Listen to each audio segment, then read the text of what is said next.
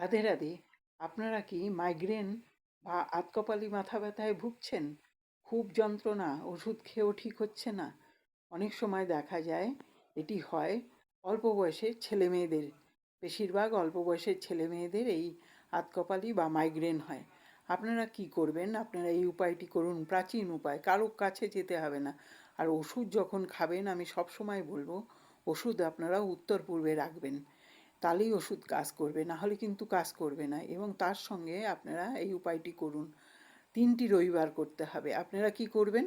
আপনারা গরম জিলেবি নিয়ে আসবেন এবং সকালবেলা খালি পেটে আপনারা খাবেন। আর যদি তৎক্ষণাৎ জিলেবি না আনা হয়, আগের দিন নিয়ে এসে আপনারা মাইক্রো ওভেনে বা কিছুতে করে গরম করে নেবেন।